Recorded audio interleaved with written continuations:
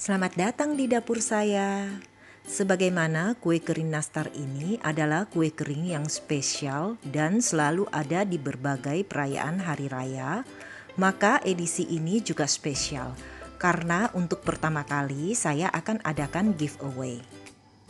Teman-teman yang mau ikutan, silahkan klik link yang ada di deskripsi dan ikuti syaratnya yang gampang banget. Untuk resep nastar saya ini adalah juga resep jadul, tapi saya suka banget karena rasanya pas dan hasilnya lembut, lumer, cantik, dan tidak retak. Nah, yuk langsung ke resep dan cara buat. Pertama-tama, campurkan gula halus dengan butter, kocok sekitar 1-2 menit dengan kecepatan sedang saja. Saya menggunakan full butter, tapi jika mau dicampur dengan margarin bisa juga dengan takaran yang sama dan komposisinya 1:1 atau 2:1 terserah dari teman-teman. Untuk tahap pengocokan bahan ini, sengaja saya tidak skip, edit, atau percepat supaya teman-teman pemula bisa ikuti dengan tepat waktu pengocokannya. Hanya konsekuensinya durasi video jadi lebih panjang. Untuk teman-teman yang sudah expert, bisa di skip saja supaya nggak boring ya. Oh ya, untuk ukuran yang ada di resep ini, hasil yang didapat itu kisaran 60 buah nastar. Dengan ukuran isian selai 5 gram dan adonan kulit 7 gram. Jadi jika teman-teman mau buat lebih banyak, sisa dikalikan saja dari resep dasarnya. Nah, setelah kurang lebih 1,5 menit, terlihat gula sudah larut dan butter sudah tampak lebih pucat. Saatnya tambahkan kuning telur.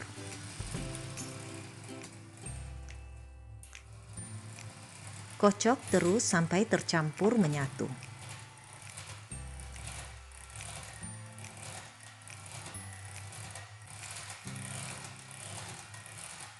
Kemudian berturut-turut tambahkan dengan susu bubuk dan tepung maizena.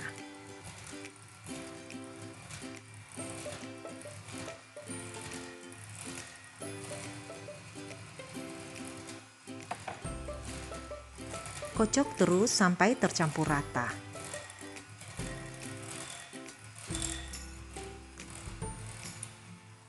Kemudian tambahkan terigu secara bertahap. Oh ya, dalam terigu ini sebelumnya saya ada tambahkan sedikit garam, sekitar 1/4 sendok teh.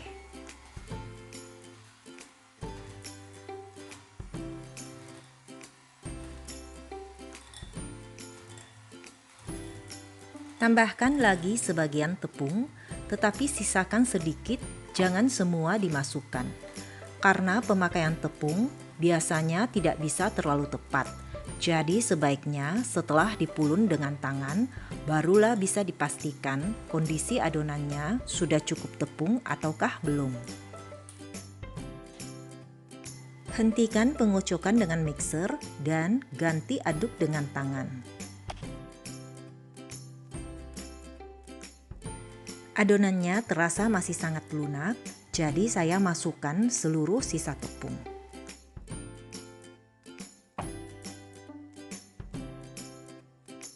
Aduk menggunakan tangan sampai adonan menyatu dan tidak lengket lagi ke wadah maupun ke tangan. Nah, adonan kulitnya sudah jadi dan siap lanjut ke tahap berikutnya. Bagi-bagi adonan dengan ukuran 7 gram untuk tiap potongan kecil adonan. Teman-teman bisa sesuaikan sendiri ukuran besar kecil nastar yang diinginkan. Yang penting, jika ukuran adonan 7 gram, maka ukuran berat isiannya haruslah lebih kecil 2-3 gram dari adonan kulit. Isian saya ini beratnya 5 gram, tetapi untuk teman-teman pemula, anjuran saya sebaiknya ukuran isinya 4 gram saja. Karena kalau isiannya banyak, maka lebih besar kemungkinan nastarnya bisa retak.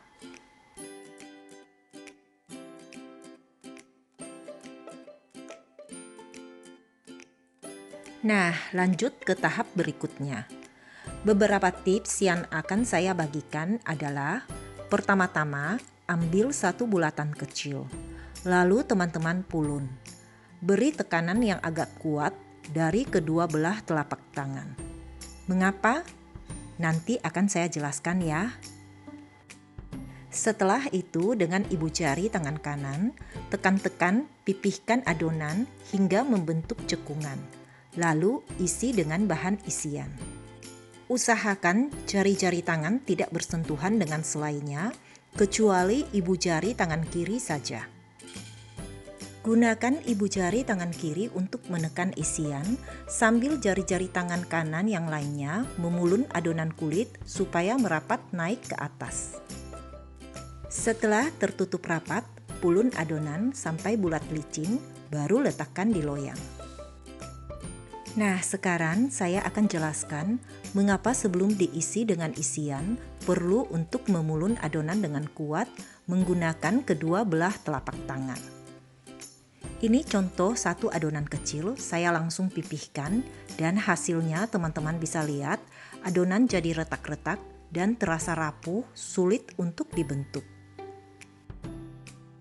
Nah, sekarang saya pulun-pulun ya adonan ini dan teman-teman lihat.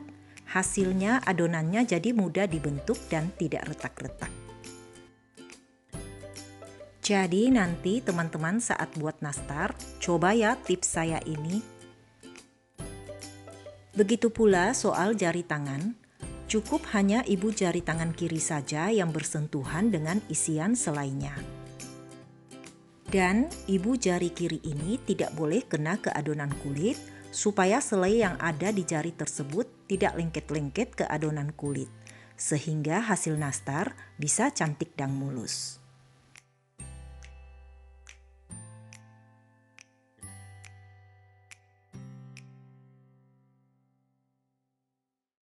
Lanjut sekarang ke bahan polesan. Bahan polesan ini juga mempunyai peranan yang penting untuk menghasilkan nastar yang kilap dan mulus.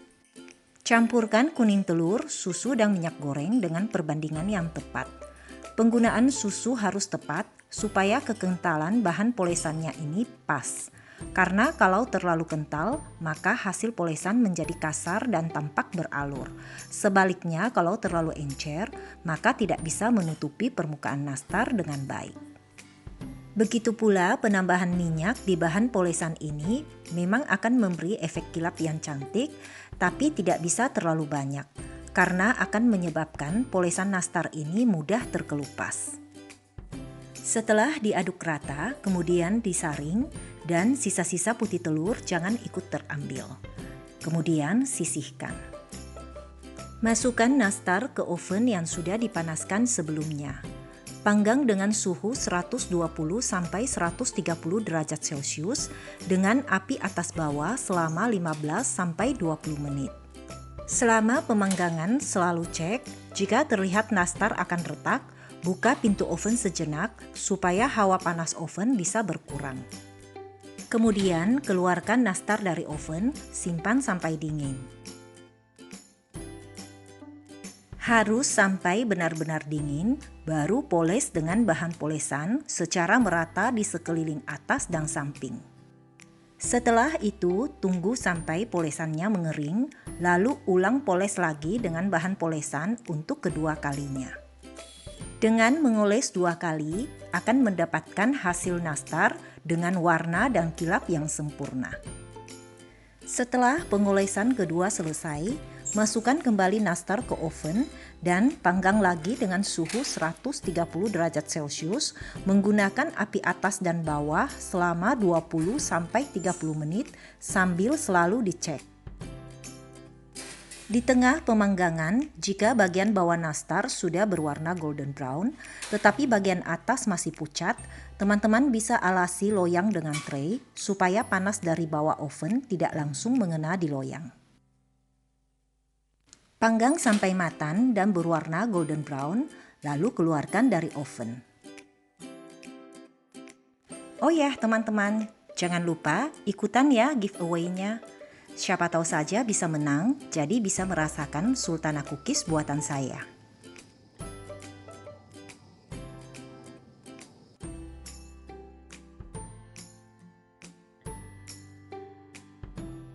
Oke teman-teman, terima kasih sudah berkunjung ke dapur saya. Jangan lupa like, komen, dan juga share, karena sharing